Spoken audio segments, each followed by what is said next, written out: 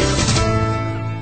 La mode à travers toutes ces coutures, comme on a l'habitude de le dire dans le métier, vous avez compris sans doute, j'ai soufflé un indice, le stylisme. Madagascar a reçu tout dernièrement une femme qui actuellement, depuis 17 ans d'ailleurs, continue d'offrir la beauté de la création, et cette personne n'est autre que Ngoné Samura. Quand on dit stylisme, avant tout, c'est un métier ou c'est un plaisir ou c'est une industrie, tout compte fait, si on parle côté Afrique? Tous les trois, je peux dire, tous les trois. Tout à fait, il faut l'aimer pour savoir que c'est un métier en même temps. D'habitude, on a toujours cette impression que le stylisme, c'est un monde à part, qu'il faut des adeptes qui comprennent vraiment ce que c'est l'art, mais tout compte fait, dans le vif du sujet, est-ce que le courant passe très facilement, comme avec le continent africain, par exemple? Facilité, oui, on peut dire un peu. Mais je pense que rien n'est facile dans la vie. Il faut se battre parce que on est un grand nombre de stylistes dans le monde entier. Et je crois que ce qui nous départage, c'est le fait de créer, c'est la création. Alors justement, création. Pour Ngoné Samura, la création, c'est comment? Comment est née cette création d'ailleurs? Cette création est née, en fait, c'est quelque chose que j'ai toujours aimé de par ma maman déjà. C'est ma mère qui était styliste et ce qui a fait que j'ai toujours aimé ce métier. Et plus tard, quand je me suis mise à dessiner, à aimer ce métier, j'ai essayé de créer quelque chose, avoir un atelier à moi, avoir mon staff, mais c'est très difficile comme métier parce qu'il faut savoir réfléchir, il faut du temps pour dessiner, pour créer, et c'est ce qui fait ma force en fait un peu. La création n'a pas de frontières, tout compte fait, mais de vos inspirations alors. Comment viennent vos inspirations? Puisqu'en regardant vos créations, il y a beaucoup de couleurs vives, couleurs chaudes aussi d'ailleurs. Est-ce que c'est la force de Ngoné Samura? Oui, c'est en fait, on s'inspire en regardant la télé, en voyant des gens qui passent, qui portent de jolis boubous, ou en regardant dans le net. Et c'est comme ça que ça vient en général les créations. C'est en réfléchissant, en regardant quelque chose un dessin qui un peu, même de par les tableaux. On s'inspire même de par les tableaux. Donc c'est facile, c'est difficile en fait, parce qu'il faut après se reprendre le dessin, regarder ce qu'on peut faire pour pouvoir sortir quelque chose de positif. Et pourtant, les matières que vous exploitez sont tout autres. Si on parle de tissu, par exemple, c'est le lin, entre autres? Le lin, oui, le lin. Je travaille beaucoup avec le lin. Pourquoi? Oui, parce que je me vois bien dedans. C'est bizarre. Pour moi, c'est un tissu très facile à manier. Peut-être que c'est pour ça que je l'aime. Et puis, je travaille avec le basin parce que je suis obligée à cause du Sénégal, parce que tout le monde se met en basin. Vous savez, connaissez l'Afrique. Comme on a le Mali qui est à côté, déjà, j'ai des gens, des expatriés, et des gens qui sont de l'autre côté, qui m'amènent des tissus, le basin, tout ça. Je suis obligée de le travailler pour pouvoir attirer ma clientèle.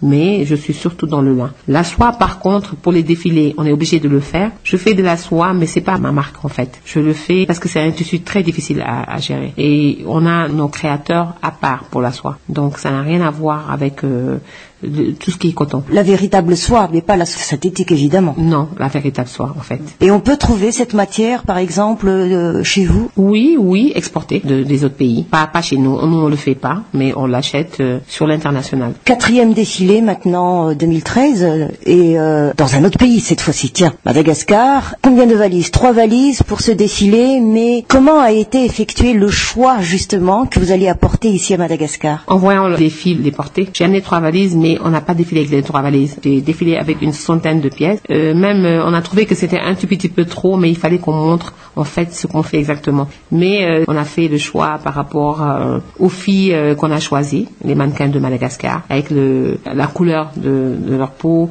et par rapport au design qu'on avait, et c'est passé. Est-ce que nos mannequins, les mannequins malgaches, puisque vous avez travaillé avec les mannequins malgaches, étaient à la portée de la hauteur, vraiment au sens propre du terme, par rapport à vos créations? Ouais.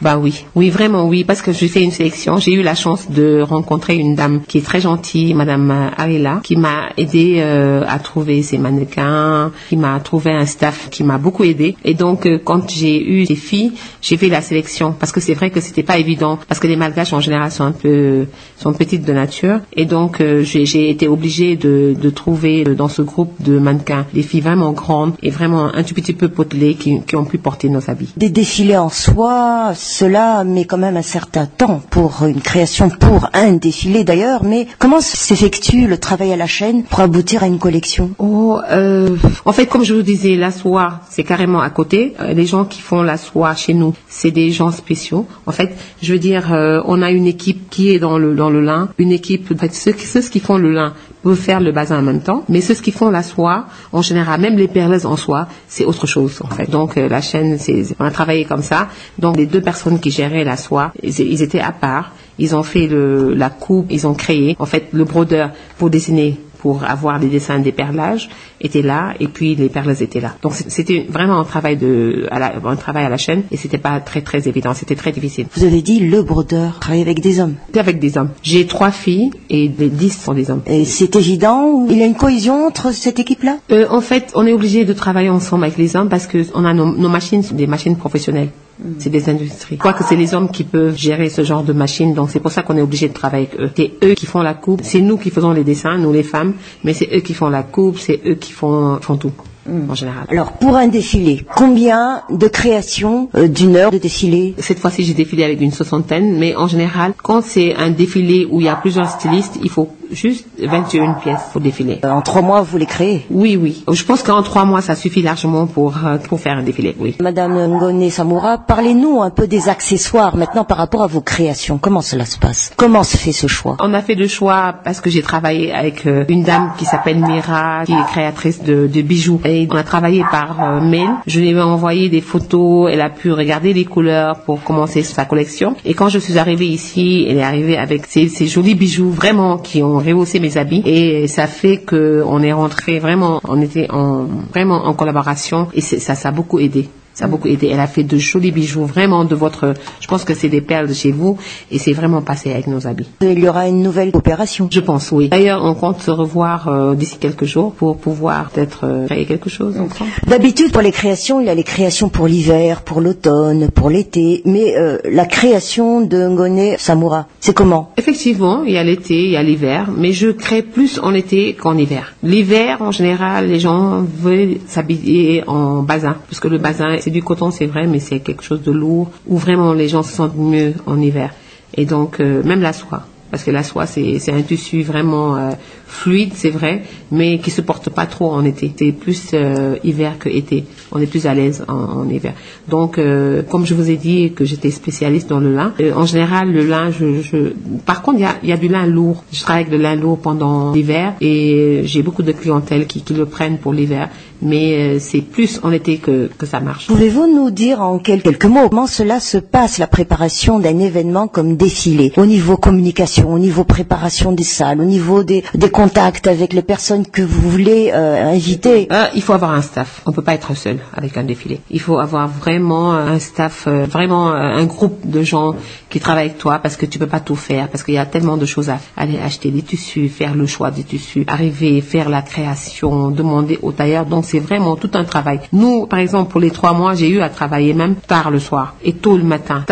Très tard le soir, on a eu à travailler jusqu'à 4 heures du matin des fois, parce que les tailleurs ne voulaient plus s'arrêter, parce qu'on était vraiment dans le bain. Et sur la création, dès qu'on a commencé à faire les dessins, il faut plus qu'on s'arrête. Donc c'est un travail vraiment très difficile. Mais au niveau de la communication à faire passer, donc au niveau de la société, que Madame Ngone Samura va faire un événement de défilé, comment exploitez-vous les médias? C'est vrai qu'il faut en parler avec les médias pour pouvoir attirer les gens, pour faire venir les gens. Il faut passer l'information, c'est vrai.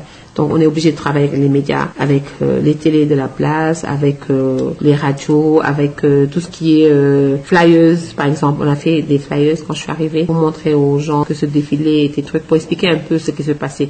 Mais il faut vraiment travailler avec les médias. Et cela compte déjà dans le budget d'un événement? Tout à fait. Ça me coûte vraiment un tout petit peu cher. Mais en fait, je pense que après, c'est les résultats qui comptent. Parce que quand on fait un grand défilé, un bon défilé, peut-être il faut savoir vendre après. Des pièces uniques, ou il se peut que ça arrive qu'il y a 2 ou 3 personnes qui commandent vos créations? Non, pas de copie en fait, mais par rapport à Madagascar par exemple, je suis arrivée, c'est vrai, par rapport au défilé, il y a des gens qui commandent, c'est vrai, par rapport au modèle où on a créé. et je suis obligée de faire une copie, mais une fois seulement. Je ne copie pas 2 fois. Voilà. Ce séjour à Madagascar a été soutenu aussi par une personne qui est très connue du monde de la femme, aussi de par son métier en soi. Est-ce qu'elle était quelque chose dans vos idées de création ou dans vos appuis pour vous encourager à aller encore de l'avant? Oui, c'est quelqu'un qui m'a beaucoup aidé, c'est Madame Samoura, qui m'aide beaucoup dans ce que je fais, parce qu'elle aime ça aussi. Elle aime s'habiller, c'est vrai que c'est une grande dame qui aime s'habiller. Et donc, par rapport à cela, elle m'aide beaucoup par rapport à ce qu'elle porte en général. Elle me fait la pub quand elle s'habille, que les gens lui demandent, et tout le temps que c'est une autre Madame Samoura qui fait tout ce truc, ça ma belle-sœur, qui fait cette collection. Par rapport à Madagascar, vraiment, elle m'a beaucoup aidé. Je crois que cette association Wednesday Money, elle a dû parler de moi, et ces gens-là m'ont fait venir, et ça a été vraiment extraordinaire. Un retour au pays se fera? Revenir à Madagascar, oui. Je pense que je reviendrai. Alliance 92, l'invité.